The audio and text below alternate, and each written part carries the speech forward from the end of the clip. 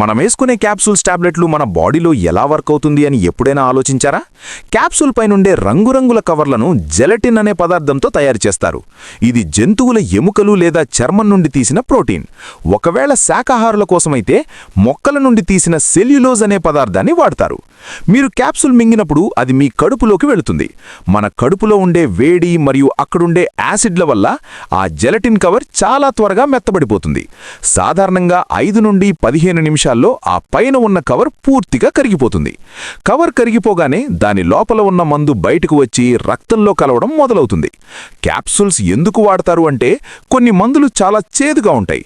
వాటిని నేరుగా టాబ్లెట్లా వేసుకుంటే వాంతులు రావచ్చు. అందుకే క్యాప్సూల్ కవర్లో పెడితే రుచి తెలియకుండా మింగేయవచ్చు. కొన్ని మందులు గాలి తగిలినా లేదా కడుపులోని యాసిడ్ తగిలినా పాడైపోతాయి.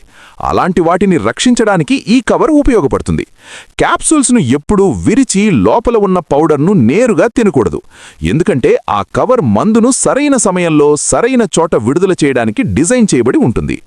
ఈ ఇన్ఫర్మేషన్ మీకు యూస్ఫుల్ అనిపిస్తే మన పేజ్ని ఇప్పుడే ఫాలో చేయండి. అలాగే అందరికీ తెలిసేలా షేర్ చేయండి.